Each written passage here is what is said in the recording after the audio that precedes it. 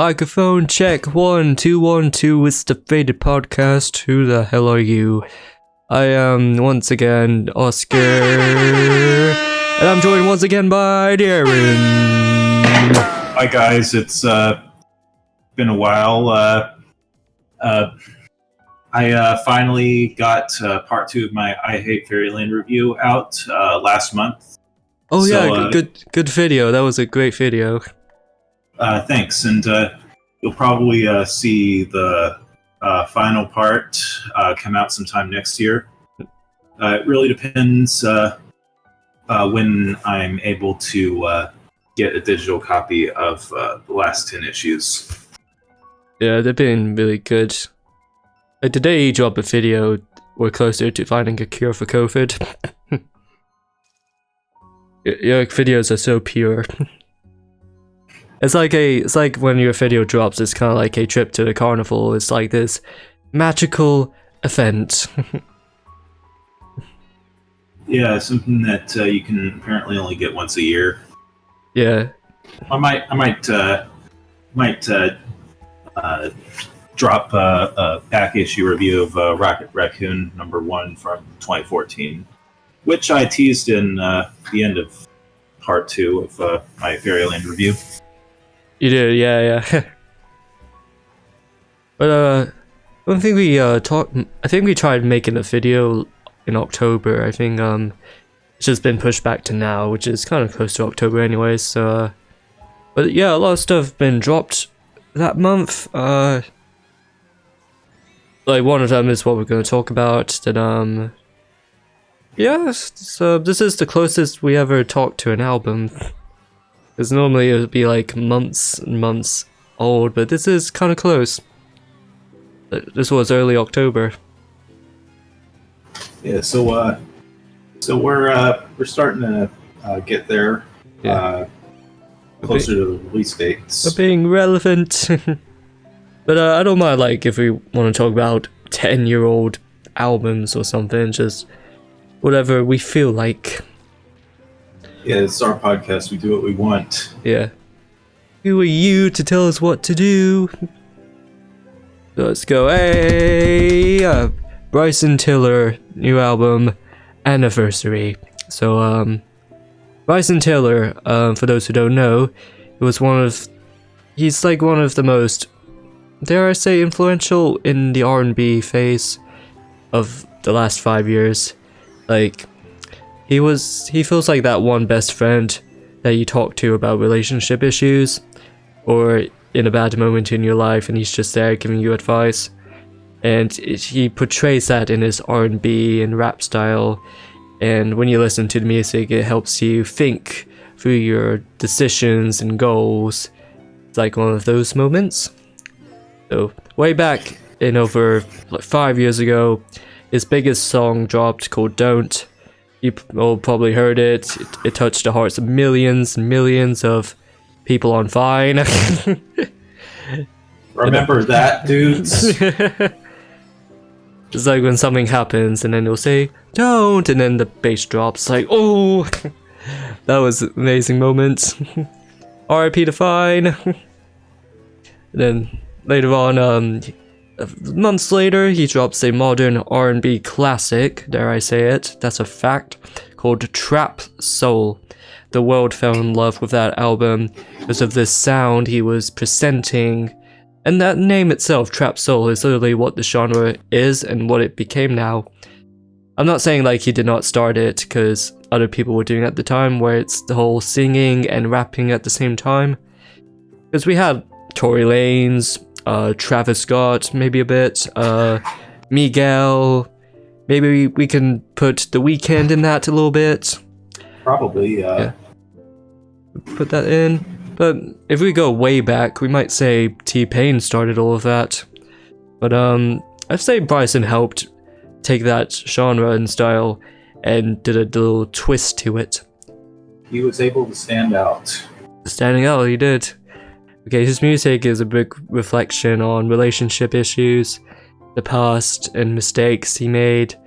Songs like Been That Way, Working Overtime, that show the effort he puts into relationships, that you know that's not gonna end well. So fast forward 2 years later, 2017, he drops another one called True to Self, which was a disappointment to fans on the different style he's separating from the trap soul genre, and it felt more modern, kind of like talking about where he's at now, like the success and the grind he worked on.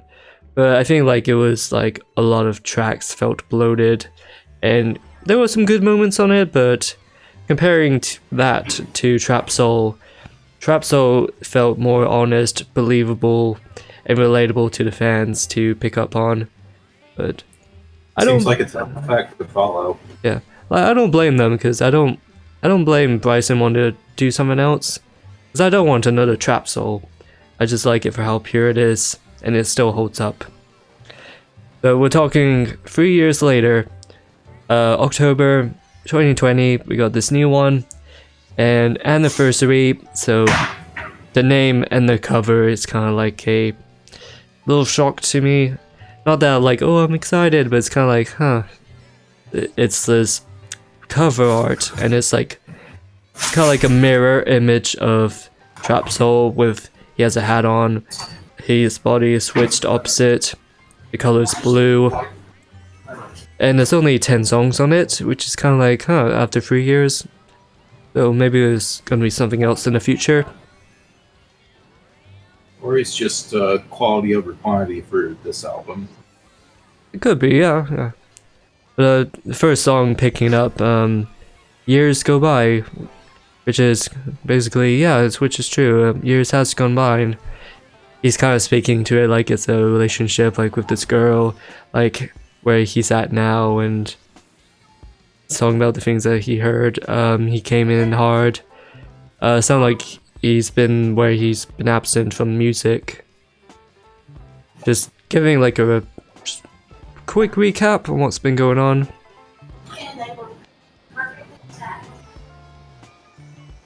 But I didn't get into the album yet until like this song afterwards, till Always Forever.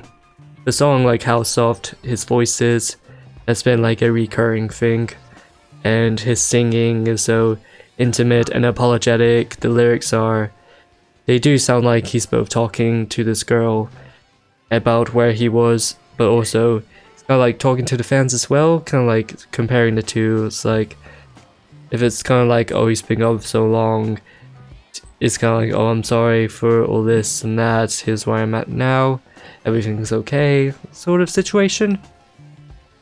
So Bryson in this song feels like his girl doesn't feel the same way about him, and that she is trying to friendzone him or just get away from it. So that could come across as like even the music industry or the fans moving on. Not like that you don't like him or anymore or anything, but it's kind of like the world has changed, the music has changed. It's just how he's able to keep up and stay relevant. Yeah, he's not sounding bitter or angry about it, and is not trying to make a diss track. No, not at all. Feel like he's just how to maintain that. Yeah, he's wanting to stay relevant and good with the world. Yeah. It's like, hey, I am this guy, so thank you for your patience. So let me give you some stuff here.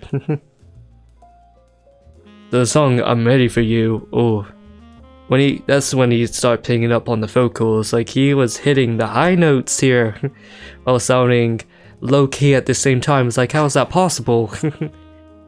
Not his first time doing that sort of style and voice effect, but it's kind of like those memes where it's like this ambient sound in a public bathroom stall while you're drunk out of your mind, and you just hear the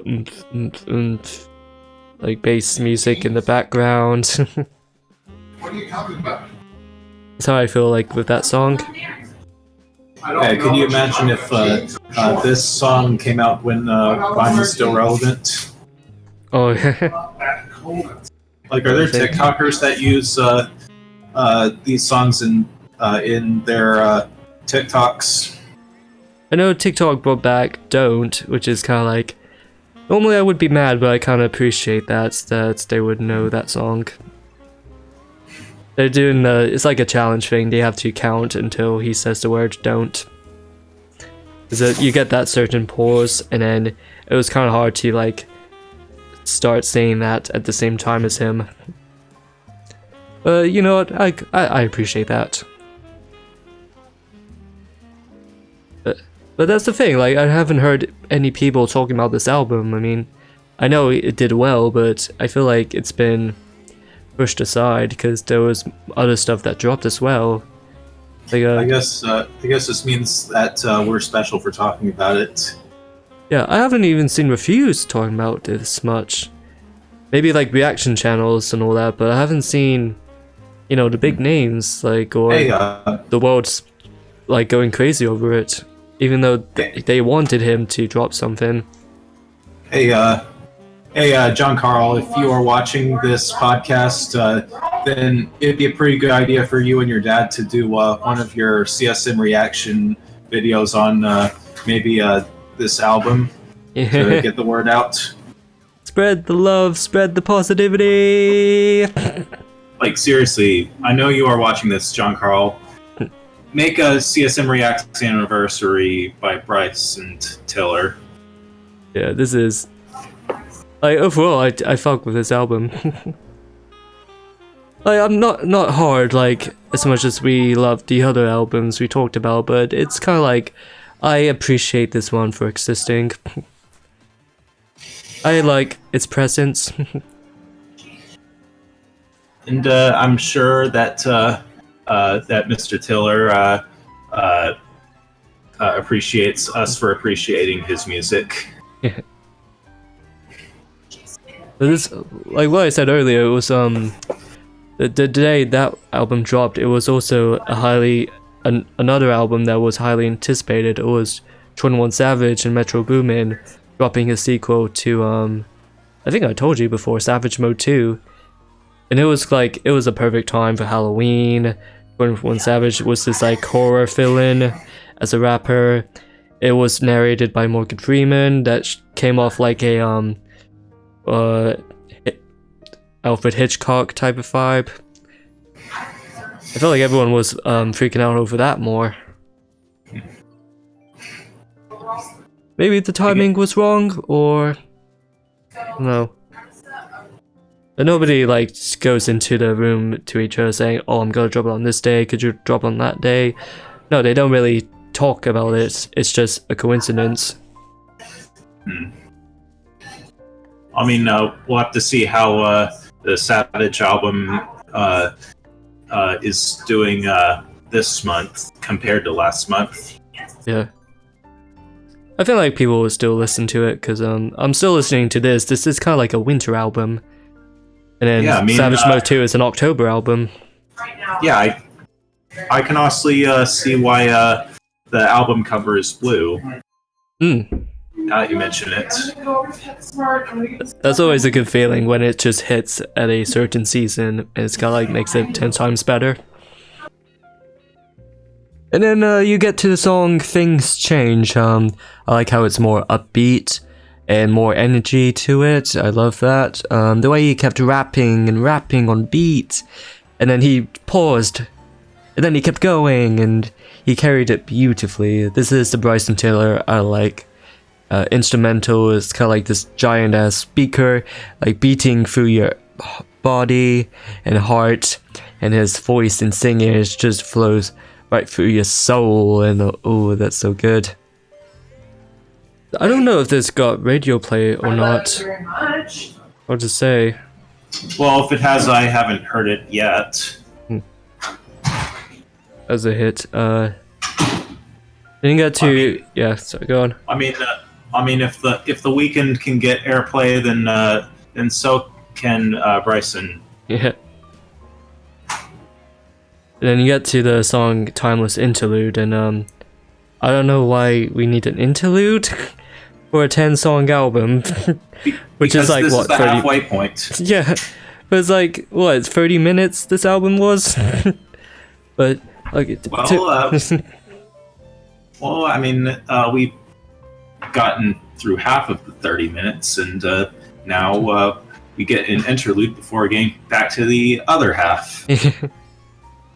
I wouldn't even feel like it's like a good transition point because it's just whole vibe and the whole style. It hasn't changed after that interlude. Like it feels like nothing happened. I guess they can't all be winners. Yeah. I don't know if it's just me. I just never liked the idea of interludes in albums. They always feel like incomplete, or they feel more like B-sides or leftovers. Because it's just like they just let the production take it. And sometimes it will be too short. Well, honestly, my guess is that they're saying that this is the point where you can take a break if you want. Yeah. Again, commercial break. Yeah, but I get what you mean. Considering that this is a 10-track album, there are going to be more people that will have time to listen to all the songs back to back. Yeah. And also when it comes to this era of this year has been deluxe editions. If you've noticed, like all these big names, they've been making like over 20 song albums, and they're like, oh, here's the deluxe edition. It's like, why not just add that to it? And the deluxe edition will be out like 2 days afterwards. It's like, why do we have to wait for those? DLC sucks. That's the thing, like, and there's also they did one for Pop Smoke. It's like this full album's like good, and then it's like, oh, we're gonna add deluxe to it, and it's 15 songs. I was like, why not make that another album? Like crazy. Like if you have 20 songs, keep it. That's it. I'm good with those. If I was someone who bought songs regularly, I would totally just wait for the entire album to come out, and I mean the entire album, like the whole release thing, all the songs. Give me everything, yeah. Yeah, it's like waiting for a special edition of a movie to come out. Yeah.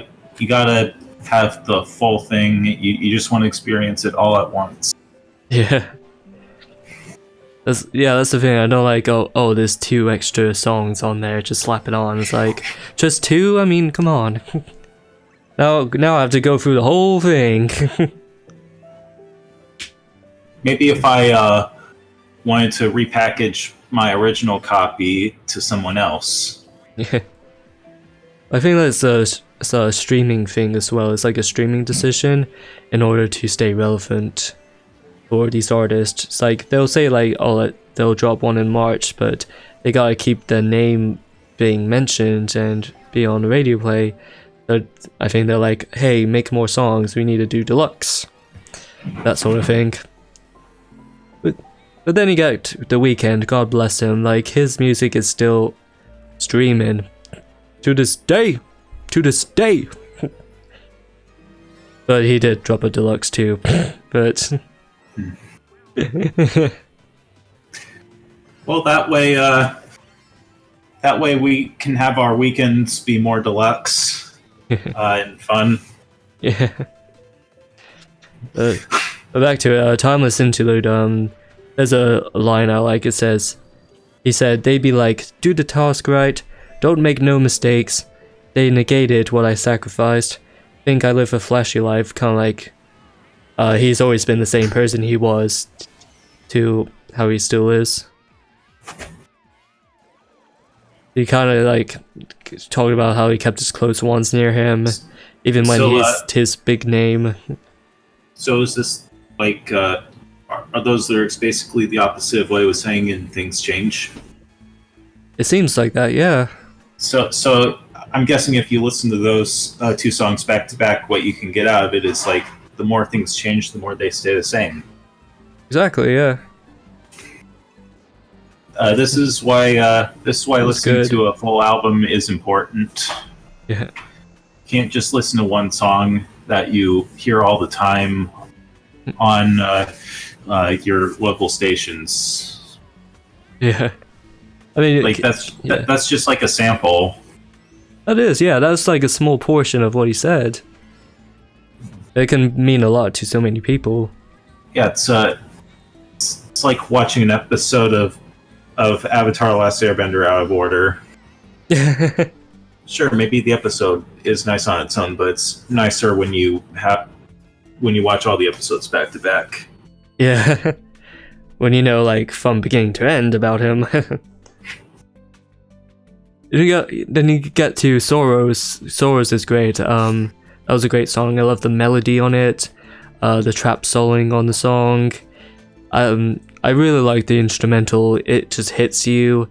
It's like when he doesn't say anything for a second, and then the instrumental is blasting in your ear, and then he goes on referencing sorrow, like just referencing anything relating to sorrow. Like, they've been putting him on the pill that he's sorrow, or there's sorrow in my honey and in my milk. So it's like no matter where you go in his daily life, even there's sorrow into it. Even the milk and honey thing, that's kind of like meaning lack of happiness. Yeah, that was a good one. Yeah, strong comeback from his commercial break. Yeah. I guess I can see why he had that one be the first one after Timeless Interlude, in case people wanted to take a break halfway. Yeah, just getting to the real stuff. Yeah, I do think like the first half is kind of like, oh, it's not much to it, and then I think that's when I really like the second half of it, because that's when real stuff is happening. He's talking about the real personal stuff. Yeah, best kinds of songs are ones that get better as they go along. So you'll want to listen to it over and over again. It does, just to do the journey a second time. Yeah.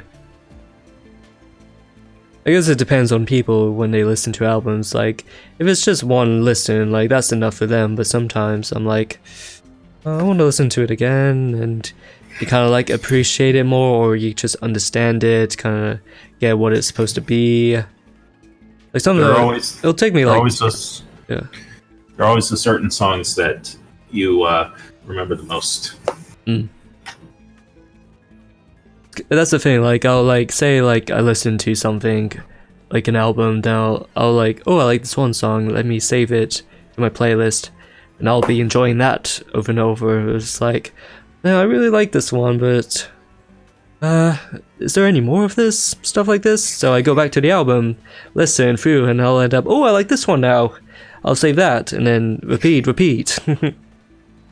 This is why ranking lists are hard. It is.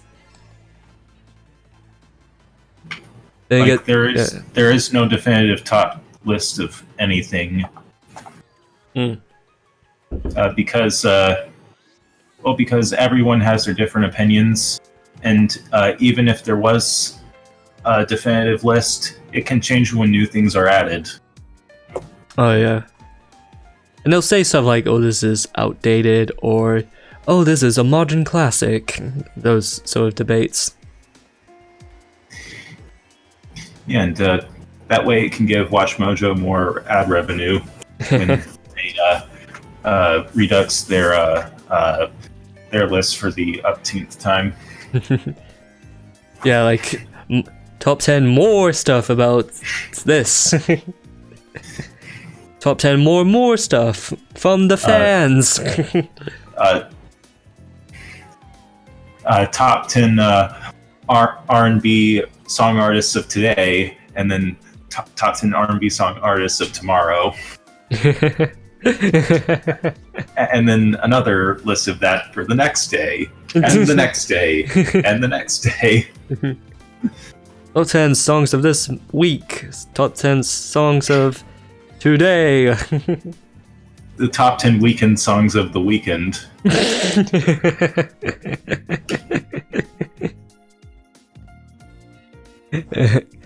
Go back to it.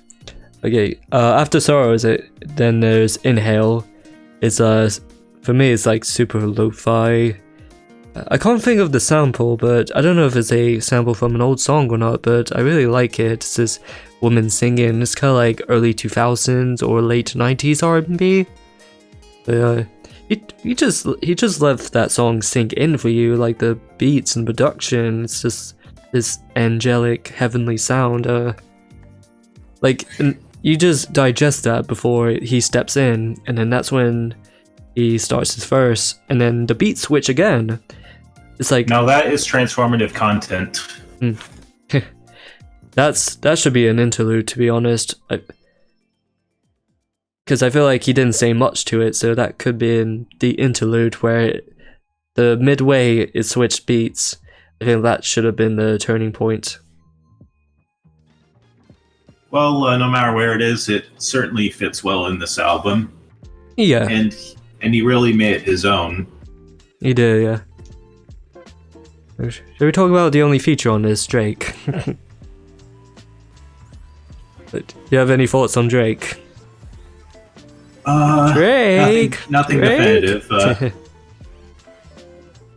Sorry, because he was also featured on 21 Savage that same day. But I think Drake was great. I like his feature. I was loving Drake on singing stuff, so I've always enjoyed his somber singing, like throughout the years. I think he fit perfectly on this one. It was just like an opening, like the track. He was just singing, and then it just casually led into Bryson. But I don't think he overstayed his performance or did anything annoying that even Drake haters would pick up on. I think he just came in and delivered. Well, that's the important thing in terms of guest starring. Yeah, because there's always that debate, like well, they'll say like, people will say, oh, this album sucks, but I like the features. That's when you know you did wrong, when they outperformed the person on the album. Drake was just like a nice touch to it. He wasn't the highlight, he was just the added bonus. And he didn't overstay his welcome. No. Yeah, he was there for the parts he needed to be for.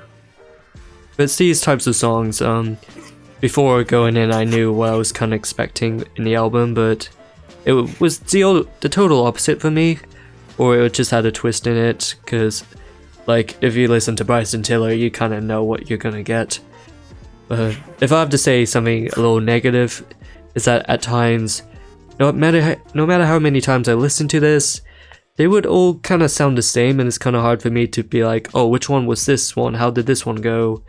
And it would be like this formula or singing and instrumentals. It's hard to pinpoint the highlights from each of them, depending how many listens. Well, not like it feels like any sort of ripoff of a previous song. I mean, I think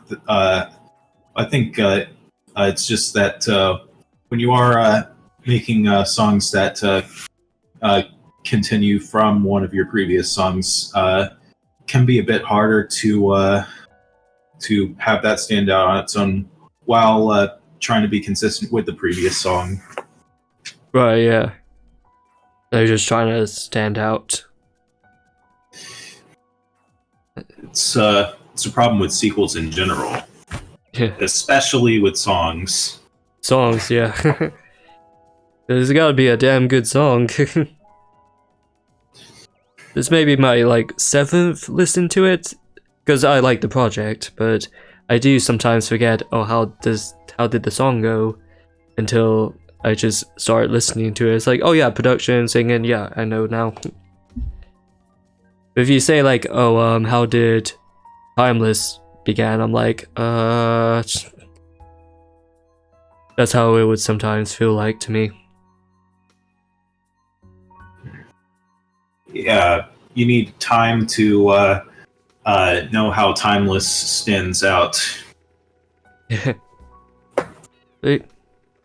Like I said, like the second half, that's when it really picked up for me. So keep doing what you're doing. Oh, that got me in my feelings. It's about these people, they believe in you, even if you feel like you just don't believe in yourself.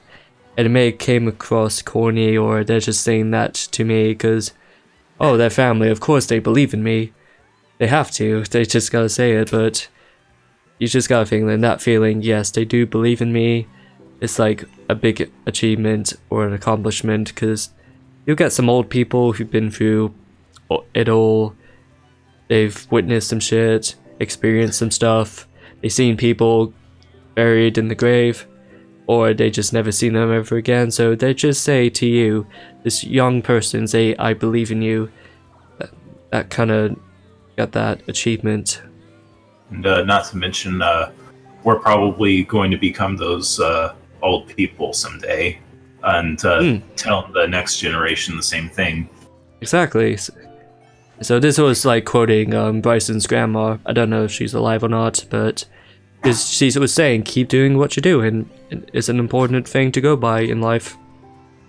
Do you think Bryson's ever showed his grandma any of his music? Probably, yeah. I mean, if you're doing music, the family's gotta find out somehow. You can't really hide it. By the way, I got a SoundCloud, I got some music on there, I got some fresh instrumental beats. Check it out! Except you, mama. I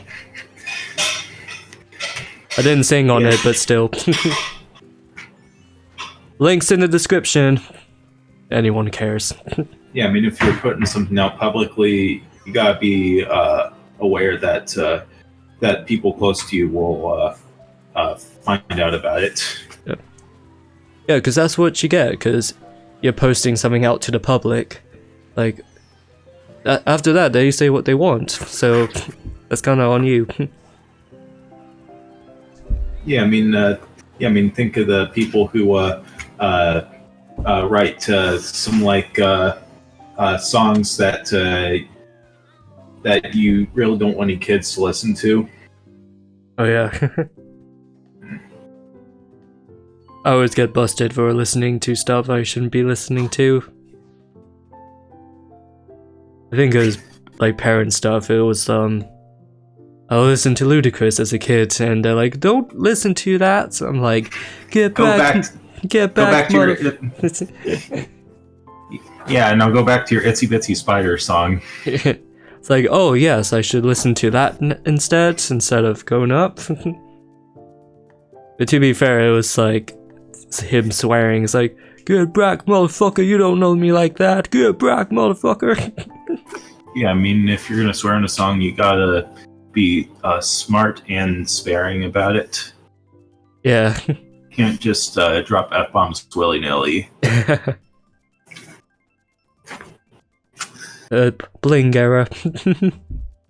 The last song on the album, I think this one is my favorite one. I always come back to this one. Next to You. Just something about the instrumental. It's like, I gotta get next to you. And then Bryson, like, is more loud and open in the vocals. He has more range to it. And then it's just different every time he's singing. And he just, at the same time, letting the production and his flow ride together. And I feel like the song is kind of like, it's about this woman he's chasing. But you gotta get next to her, you gotta be with her. Maybe she's playing hard to get, so he's just trying to motivate himself to get to her. Or maybe they are together, but the positions they're at, it's hard to meet up or be together right now. But Bryson is gotta do what he has to do to be right there. But damn, that was a good song, I love it, that's my favorite one. Definitely a strong finish. Yeah. And he was able to conclude his story with a strong ending. But I was like enjoying it, and that's when I was like, okay, what's the next one? And then that was over, and that like got me messed up. Like the way I was like enjoying it, and then I didn't know that was the last song as well. That was it. That's when you know it's good. When you're not paying attention to the tracks. It kind of reminds me when I found out that season 1 of Castlevania was only 4 episodes long. It'd be like that. Well, I guess I can understand quality over quantity. I mean, Exactly. you gotta make sure that we're satisfied and don't want to hear more. Although it is going to help with us wanting to buy another album. Yeah. So I guess I stand corrected. Yeah. I mean, it is like 3 years later, so it's like I've always liked this quote. Like literally, Double D said this. He said, "Rome wasn't built in a day," and I've always been saying that ever since. And that's kind of like what quality is now. But yes, 10 tracks. Bryson, when he dropped it, he said there'll be another album this year in winter, but I haven't really heard anything from that. I don't know if it's going to be pushed back into 2021. Because, yeah, I didn't really hear anything else from it. But if that's true, then yeah, this anniversary is kind of like a segue into what he's going to put out next. Yeah, better not just be Anniversary Deluxe. No. Almost like, hey, here's the stuff that you liked from Trap Soul. These are like my leftovers. Here you go. That didn't make it in the final cut, so here's these. Because they do sound like just leftover ones, so I'll give you this before giving you the real stuff, so... Yeah, and considering that he's not just tacking them onto Track Soul and just making it its own album. Yeah, but for a sequel album, even though it doesn't say in your face, "Hey, this is Trap Soul number 2," but I'm sorry, but from the album cover, it's kind of like coming hand in hand. So but if it's a sequel album, it did complement the previous one, and for the genre itself. I wouldn't say there wasn't really a direction into this anniversary album from what's happening through it. Like what you know about. Sorry, I keep bringing up Trap Soul, damn, but I'm sorry. It's just the comparisons. Like I'm sorry, like for the references, he says to the last one and the cover art and the date it was released, and it's called Anniversary. Like sorry, I keep bringing that up, but come on. Yeah, it's either that or he probably could just call it Trap Soul 2. Yeah. But the thing is, with Trap Soul, there was like a concept, there was something, it was about mistakes and regret. That sort of situation. So, Anniversary, it just feels like, it shows where he's at now, and, oh look at me, I'm okay now. Let me bless you and grace you with success. Keep doing what you gotta do and all that. But just all that critiques aside, I do think Anniversary did its thing. It was good. Kind of like an old friend who helped you with struggles, but you haven't spoken to that person since high school, or in this case 5 years later, and he just randomly came back into your life, and you're just on the phone and calling and checking up on each other. This is like Anniversary. It's like, yeah, I'm okay now. It's that sort of vibe. Yeah, and we'll totally be thinking of the album if any of our high school friends try to get in contact with us. So, there any if you expected anything new coming from this man, I might have to say no, but if you're not into the singing rapping thing, maybe this might not impress you. But I guess to any rap fans or R&B fans, this would be an enjoyable listen. And, we'll just have to see how he follows things up if we decide to do his next album. Yeah. Like I know, like ever since I saw it, I know this album wouldn't be this game-changing thing. It wouldn't be. I know it wouldn't be this grand or dynamic thing, but it doesn't have to be like that. This may not be his most creative one or emotionally impactful one, but you know, production, lyrics, they work. They work for what they did. Yeah, Yeah, what matters is that it's good in general. Yeah, I do appreciate it for existing. Yeah, it's not trying to win any awards or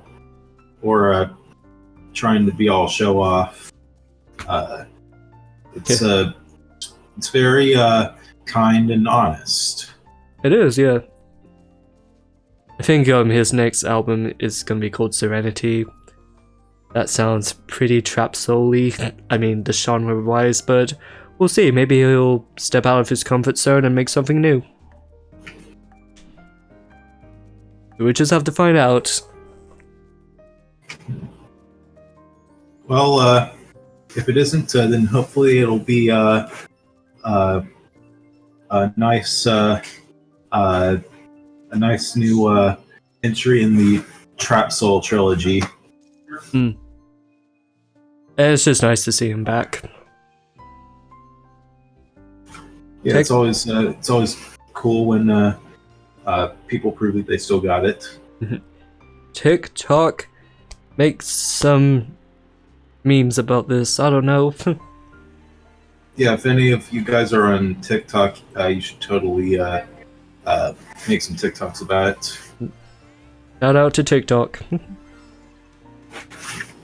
It's weird. TikTok was like everyone hated it at first, but people would use it ironically and unironically. But I feel like everyone come to agreement like, yeah, TikTok is nice now. It has the weird fan base or the weird types of people on it, but after a while, everyone's on it, and it's just it's cool now. It's cool.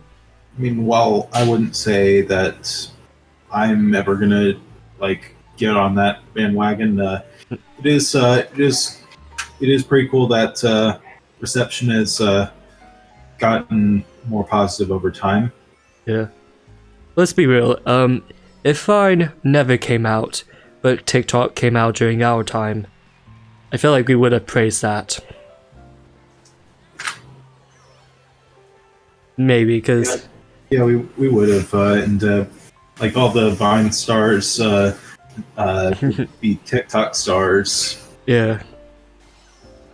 Because the funny thing is, we didn't really use Vine for what it's supposed to be, like 6-second comedy. We just used it kind of like 6 seconds of us doing something random. So I feel like that we would have done that with TikTok as well if that came out. Yeah, probably. Hey, that's the video. You want to say anything else afterwards, or?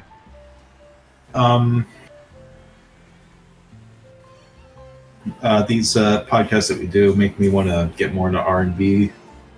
Honestly, I feel like we've been doing. I feel like this year we have been talking about R&B a lot. Gambino did some, and Weekend. Perfect. Yeah, it's what happens when the world's in quarantine. Yeah. Let's just see what else we do afterwards. Yeah. Oh wait, we're doing something next month. Oh yeah.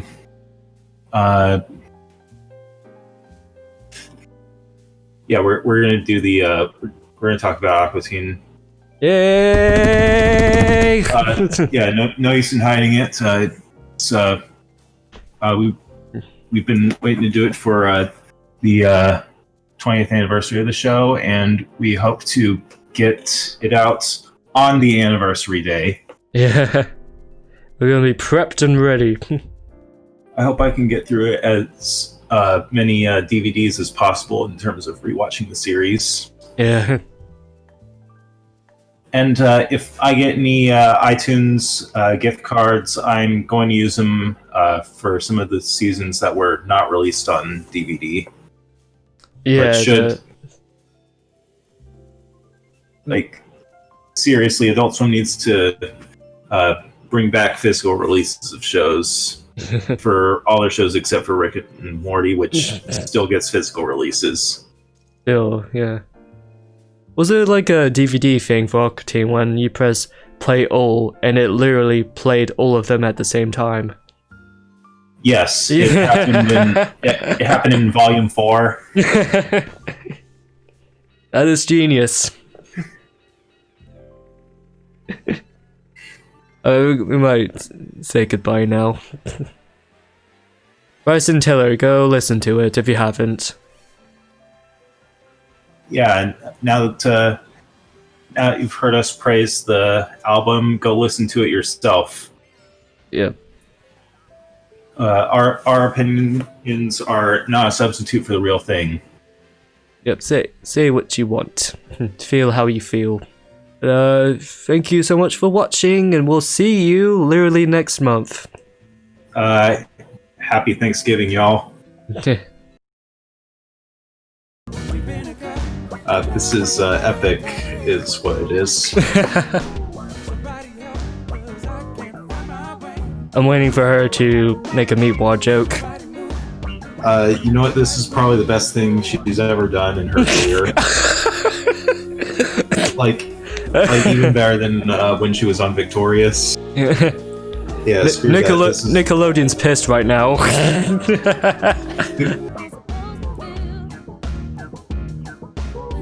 Meatwad gets the honeys.